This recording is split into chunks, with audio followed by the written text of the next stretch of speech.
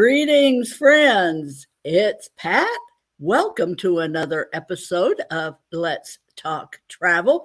Uh, we're so glad that you've tuned in with us this evening, and I'm guessing you're going to be glad as well. We have very special guests this evening, and we also, as usual, for our live listeners, we're going to have a very special gift item in our giveaway this evening, our weekly prize drawing. We always have something cool in that, and this week it's a little different. So stay tuned for your chance to win on that.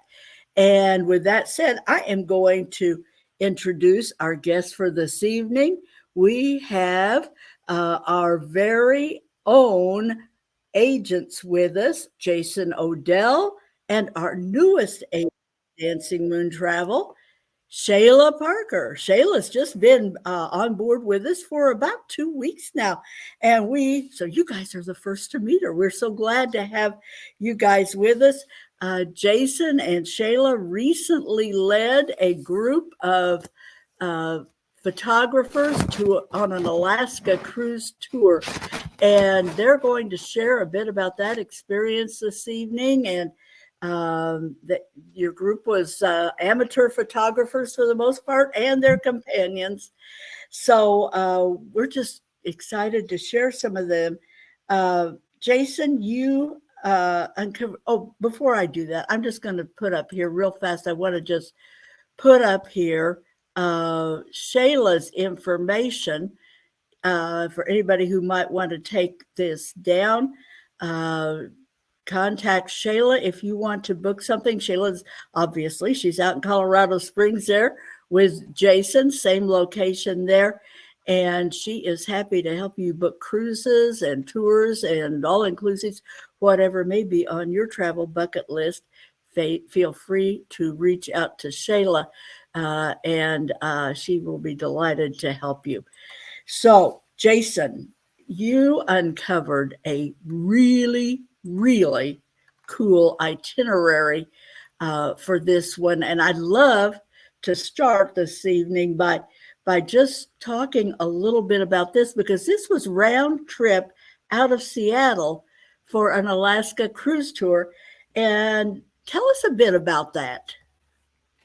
Well, I guess it was a year ago we started planning this, you and I, and we were looking. I've done the round trip Seattle cruise back in 2017 and 18, but this one added a 2-day land excursion, which was really cool. So what we did is we flew to Seattle, stayed out by the airport, and then the next day they put us all on a flight they booked, included with our itinerary with Holland, was flight up to Anchorage, which was cool. It's a couple hours. We stayed in Anchorage for one night, and then we took, you can see the little red lines there, the McKinley Explorer train, which is a dome car window train, and it's about 8 hours all day up to Denali. And then we had 2 nights at Denali National Park. The first was just our arrival day, and then the second day we did the Denali Wilderness Tundra tour, which the park organizes, and they come and pick you right up from your resort area there, and they take us on a bus into Denali National Park, and it was incredible. You know, Jason, I always encourage people, if at all possible, if they haven't done Alaska previously, do the cruise tour option if you possibly can. If you can't, and you just have a limited amount of time or budget limitations, the cruise is fine to just do, but you only get the coastal experience that way. Mm-hmm. Add the tour, see Denali, that train trip. My goodness, That's something that you'll talk about for the rest of your life. You remember, that's just very, very cool. Was there any particular stop or port along the way and you could each have your own favorites here, but was there any particular place that you went that really rang the bell for you? Well, I have to say every stop was amazing. Everything about it was absolutely fantastic, but I was pleasantly surprised that Ketchikan was actually my favorite stop. It's the southernmost stop. It was at the last stop before we headed down to Vancouver. And what I really loved about it, first of all, the town is very picturesque, but also the salmon were running this time of year. They're all headed upstream to do their thing in their life cycle. And so you could see right there in the river the salmon jumping. That would be one. And there's one picture right there. And they were very active. And I spent probably a good half hour, 45 minutes just hanging out on a bridge, watching one salmon after another run upstream. It was so amazing. And you guys were prime time for that. August is the absolute height of the salmon season. So when you're there during that season, not only do you see the salmon, but what do you also get more opportunities to see? Because the bear go where the salmon are. We had some of our clients take independent excursions out of Ketchikan.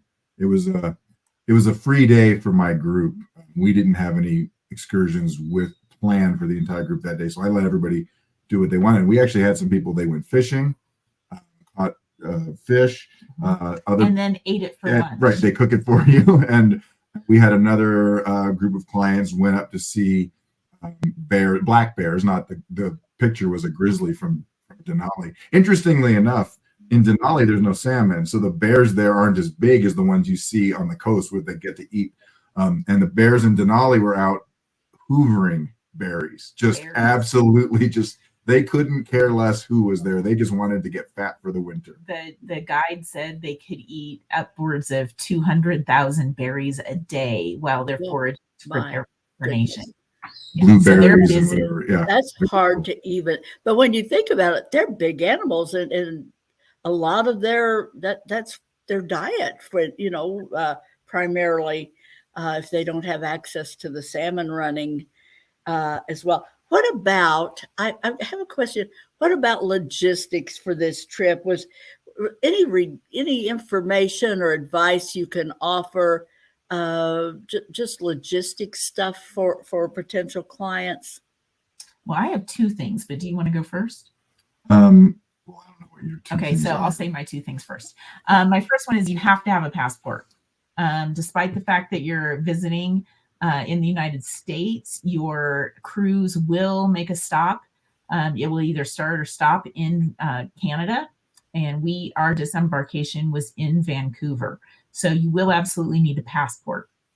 The other thing is that I learned that I would do differently next time is that it's a good idea to have a day pack in addition to your regular luggage. There were a couple of times preparing to get on the train to Denali and then leaving that train to go to the cruise and then disembarking from the cruise that we had to check our luggage early, like early meaning either the night before or very early that morning. And it would have been helpful for me to have a smaller pack to keep up, the next day's clothes, toothbrush and hairbrush. And toiletries and so forth. Yeah. Change of undies and all of that stuff. And that's a good tip for any cruise, because you're going to probably run into that on disembarkation day anywhere you go.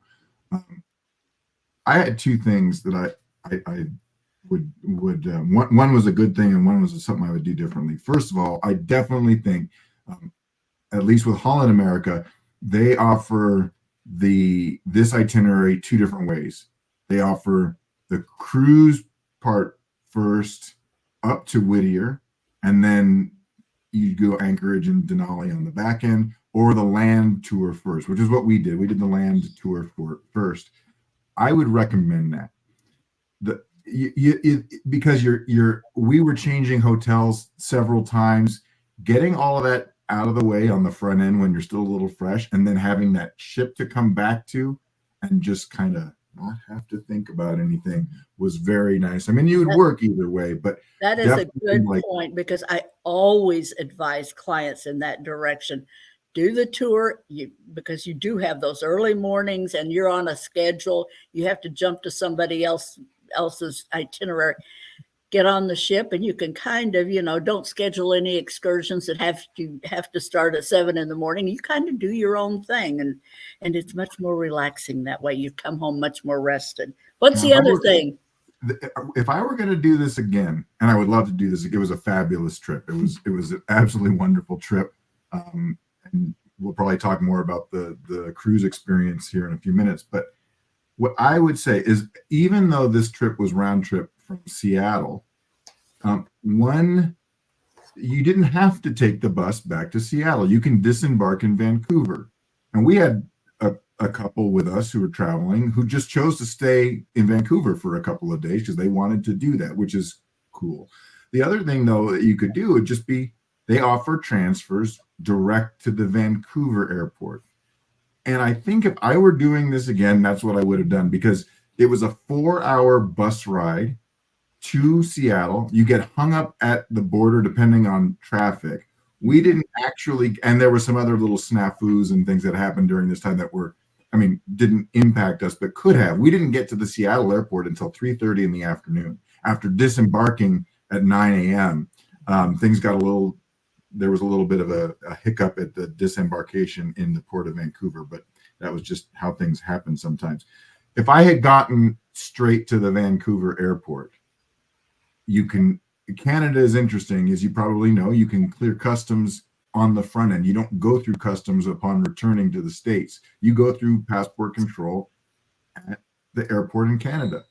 Makes it a little bit easier. So we could have been home, probably could have found a direct flight back to Colorado. Instead, we got in at almost 1 in the morning by the time we had a flight late enough to do that. So either way would work, but I think I would probably just do the multi-city airfare and call it good and just fly home from Vancouver, or even spend a day in Vancouver. Good point. And this is kind of one of those things that we've never booked that particular itinerary before. So this is kind of one of the things that, when we go out as agents, when we take these trips, these are just little tips and ins and outs that we're able to discover that we can apply to our future bookings.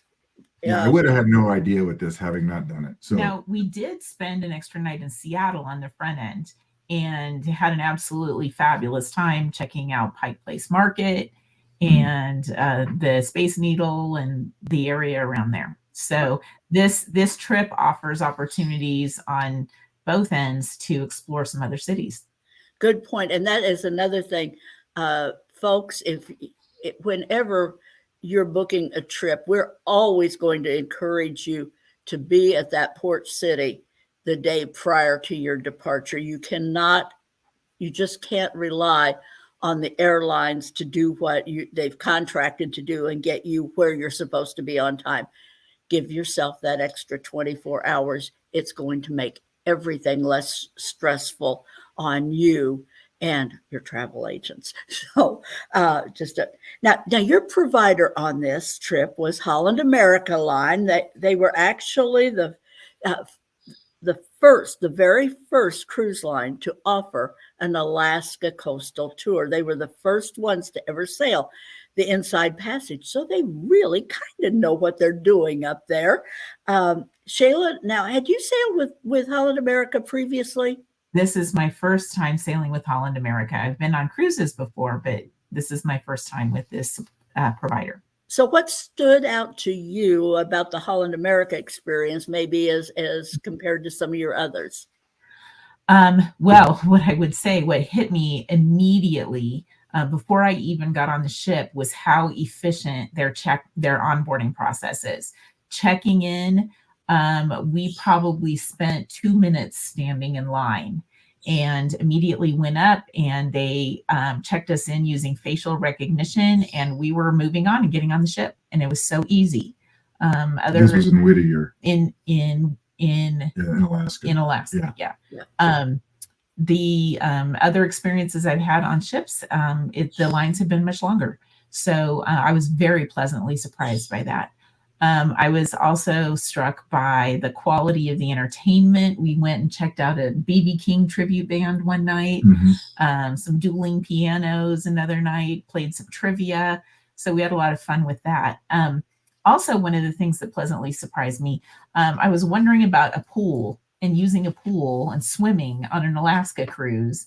And so their pool has a retractable cover.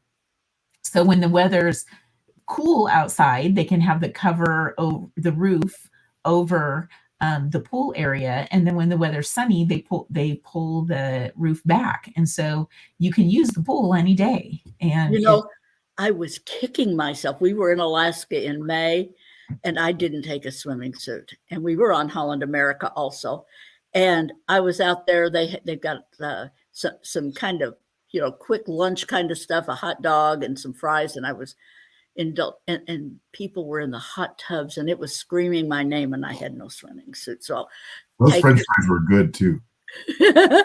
Just take it with, take the suit with you. So if you decide not to use it, at least their whole Lido deck has this. It has a retractable roof, which was interesting. I don't think that was the experience that I had on a different line in Alaska. I think it was more open. It was a little chilly out there to be going in the pool.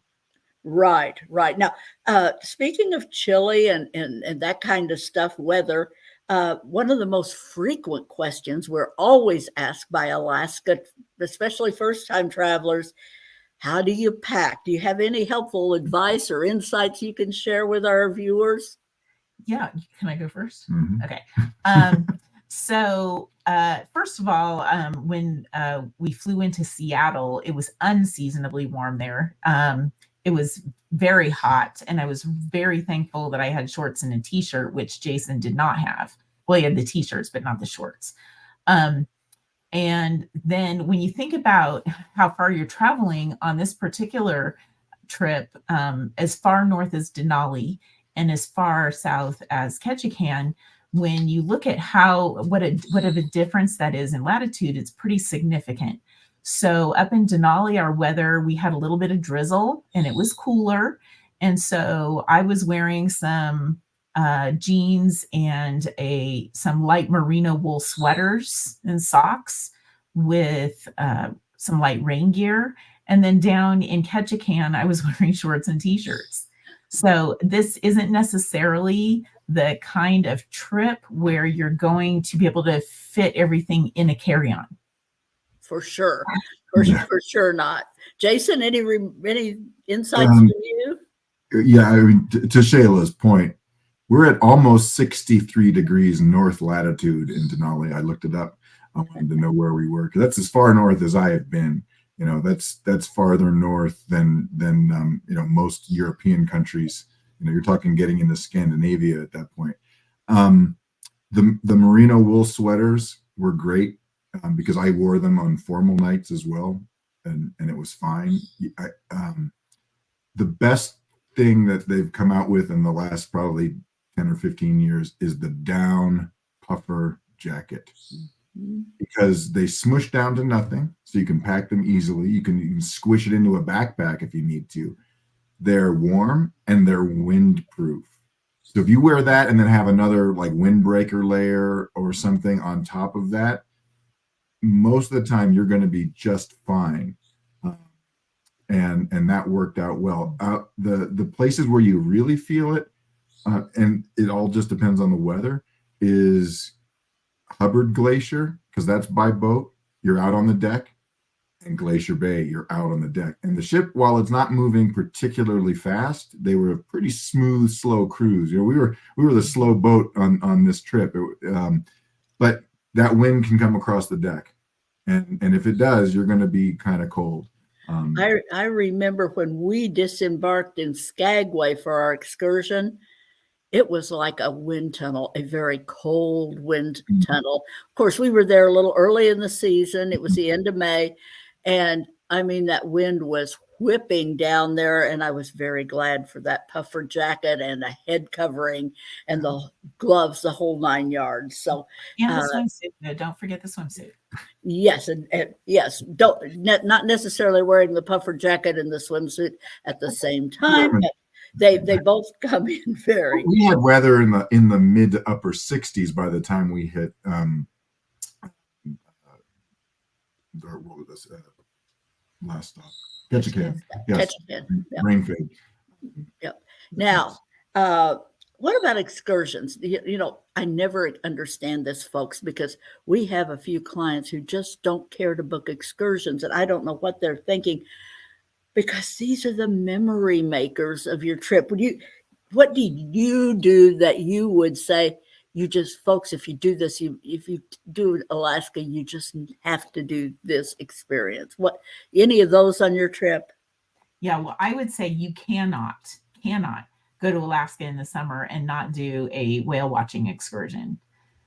We did ours out of Juneau, and there were times we saw so many whales, and there were times where I was just snapping my camera and I accidentally ended up with like 3 whales in one picture. Oh my gosh. That's how prolific they were. So, and it was the mamas and the babies. So, if there's a mama, her calf or calves were with her. And that was it was breathtaking. And we got to see some additional stuff too, like sea lions and bald eagles were and actually seals and bald eagles while we were on the whale watching trip. So if you go to Alaska and do not do that, you will be missing something major. Yeah. And I think, I guess there is a fair bit of wildlife that you will see.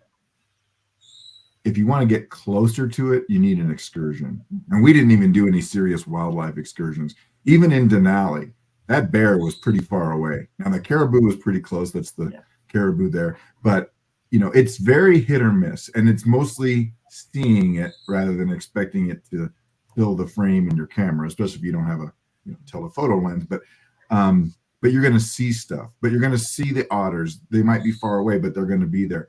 If you choose to do out of Ketchikan, you could do some excursions that got you closer to wildlife, for example. We also did the White Pass and Yukon train out of Skagway, which is it's about 2.5-hour round trip. It takes you up through the route that they used to hike to go to the Klondike for the gold rush.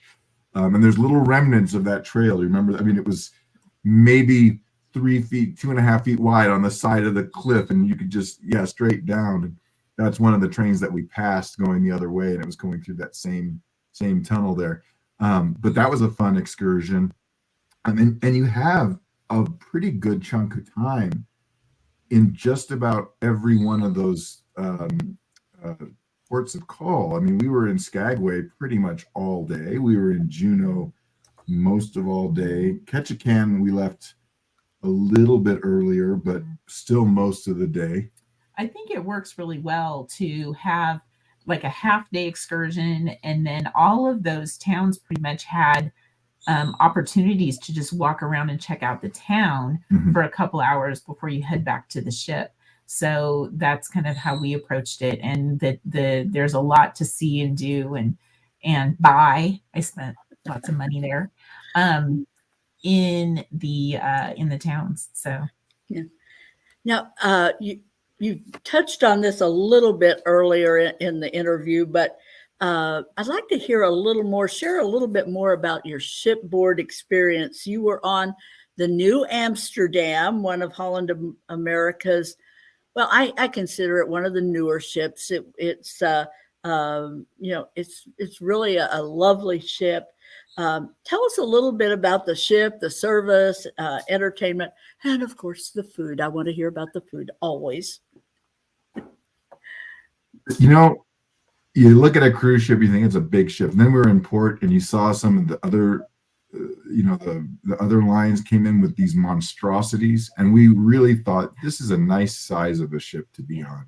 It was a cruise ship. By today's standards, it's not crazy big, and it was nice. There was a good level of elegance, but they also had like Shayla mentioned, like some of the music they have. Holland does these music theme type things, B.B. King blues, and so that was nice for different age groups, I would say. For our age group, yeah, I mean they did, and there were like all age groups there actually. I mean, it was there were kids on it, not too many, but there were, and it was nice, and the food, well, geez, that was just absolutely outstanding. And one of the things they included, one of the niceties about Holland is that they have a thing called the Have It All package, which was wonderful. Most yeah, that was good. Most cruise lines will have some kind of drink package, some kind of Wi-Fi, but you could do this, and they're never, it's hard to say what the value is there because they're not cheap.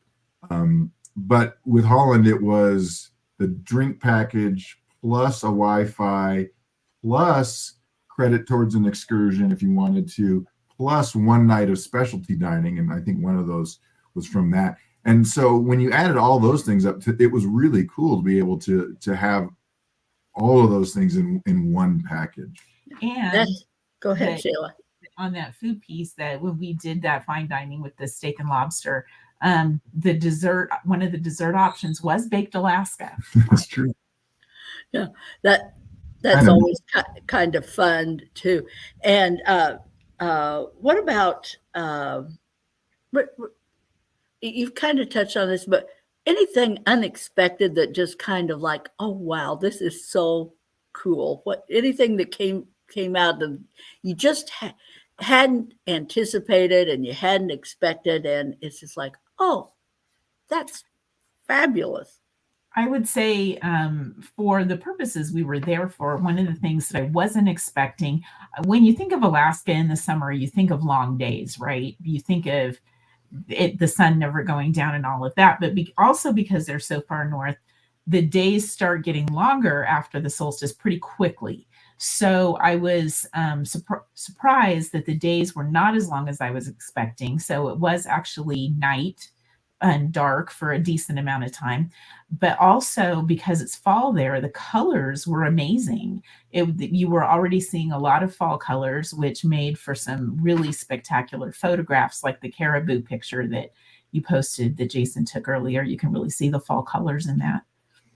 Yeah, that is true. When we did our first cruise tour to Alaska, we were there about that same time of year, and you definitely could, when you were up there in Denali and up there in the Northland, you could really get the feel of fall in the air there by that time of year. What about learning experiences? I know, Shayla, you're a former educator, recently retired and starting a whole new career with us here. But I know we have a lot of travelers who are just those lifetime learners. Did you get any new information and history during this adventure?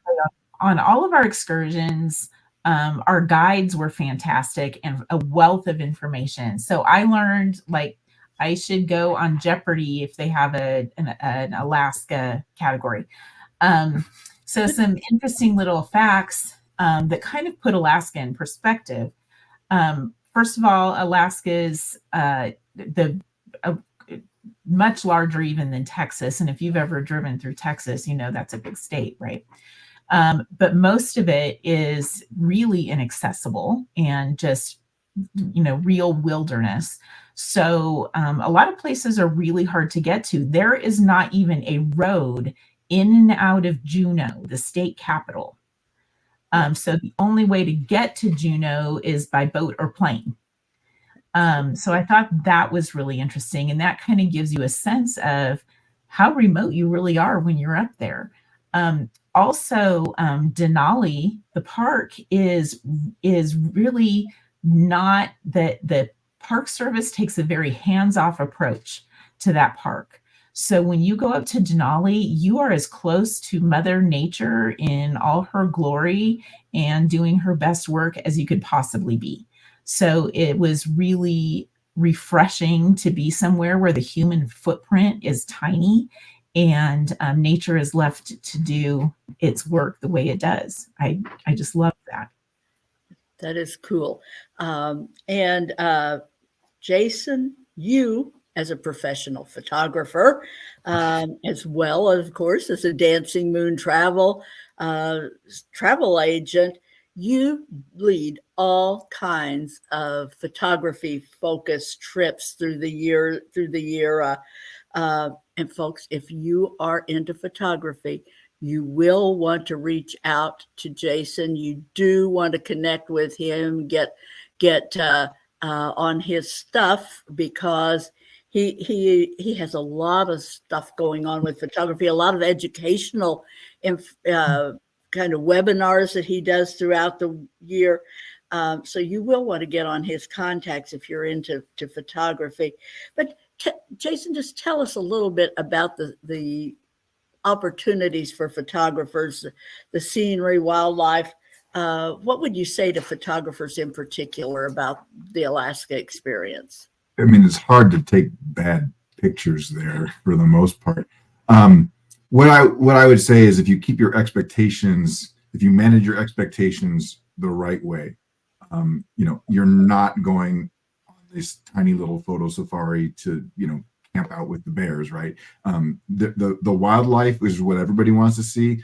It may or may not be close enough for great pictures. That if you get it, like we had some opportunities and it worked out great, but I was prepared to say, what, that little speck in the picture might be an otter or something like that. Whereas the landscapes are so dramatic, you have these, in some cases, 18,000 foot peaks. That's I think that's coming up on Hubbard Glacier there. I think I even took that picture with my phone just to say, because you can. Wow. It's incredible. And that's another one I took with my phone out. This was from the dining room in the aft of the New Amsterdam. It was our final sunset as we were heading out of Ketchikan. That was beautiful. Oh, you should the final sunset. What a title for that picture. Yeah. And if you're a photographer, and I actually just talked about this in another part of my work, but there's actually things you can take pictures on board the ship. Mm-hmm. The art, the deck chairs, the reflections, the shadows, the architecture, because these ships are pretty amazing. We just did one day where we did photo walk on board New Amsterdam, and we walked around and took a lot of photos that were just that. And then the color in some of the little towns, it's amazing. I mean, I do think it was I do think if you go to Juneau, you want to get out to Mendenhall Glacier and take an excursion out there because it is a few miles away by bus. And we did it as part of the package with the whale watching. Those glaciers are amazing. It's incredible. So, I mean, it's very easy to take a lot of great photos in Alaska, I think. Totem poles, salmon, everything. Yeah, the sockeye salmon are particularly striking. They're bright red. Oh, they're just gorgeous. Now, Jason, tell us, do you have anything coming up for our photographers who may be catching this broadcast? You have any upcoming trips for 2024 that you would like to mention here for photographers? Yes, I've got a couple of different things, depending on what level of photographer you are. If you want to photograph birds, I have limited space to join me in San Diego and then down in Palm Beach, Boynton Beach, Florida in the spring. If you want to do a fun trip, though, that's more, a little more off the travel photography, I've got a trip that I did an itinerary a couple of years ago, booked for the first week of May to combine London and Paris. And we'll do, photography excursions every day. So starts in London, you take the rail under the channel and you will have a couple nights in Paris, and it's amazing. And I always give my clients a lot of free time during the middle of the day to go do the things they want to see, so that it's not, we're not on guided tours. This is more free form. And then you'd done something like that really back before you actually came on board with dancing. Right. You were a client instead of an agent back then. We did a trip like that. I did that as in 2019. Actually, it was fun. We had a small group, and it's limited to, I think, 8 people total, and that's the most we'll have. So it's a very small group. And then I do have a couple of slots open to join me on a private eco lodge on an island, a Caribbean island in Panama. Which is actually a really easy place to get to. It sounds like it would be crazy, but it's not. And that's where we talked about before on an earlier episode, the sloths, the birds, the all kinds of hummingbirds and butterflies, and that's a really cool trip for wildlife photographers in a very luxurious atmosphere, because it's an all-inclusive, your meals are covered, everything. And folks, if you're interested in more information on that, just get up on the Dancing Moon Travel, get on our YouTube channel, and you'll find that posted. Just poke around there, and you'll find that recording of that interview with Jason from right after that trip. It was, I think we did that. It's been this year, I think, that we did that. Yeah, we did that in like May. Yeah, the trip in April, I think. I think May comes to mind. Well, thank you so much, Shalah. We're delighted to have you officially on board at Dancing Moon Travel. And you guys have just done a great job of telling people why they need to have Alaska on their bucket list, especially if you are into photography at all. And folks, as always, we have a giveaway this evening, and I decided this week to give away, because we're talking to a photographer, something with a lot of pictures in it. So I have a fabulous coffee table book here. This is guaranteed to feed your wanderlust and expand that travel bucket list. So if you are watching live this evening only, I want you to enter in the comment box if you'd like to win this incredible coffee table book. Just enter Alaska Adventure in the comments right now, and somebody in our live listeners is going to win this fabulous book for your coffee table. And it's something that you will love to pour through and see where you might like to go next. Well, thanks again, Shalah and Jason. We're so glad to have you with Dancing Moon Travel, and appreciate your insights on Alaska. Great information. And we'll just say bye, everybody. Great seeing you out there. Hope to see you again next week for another episode of Let's Talk Travel.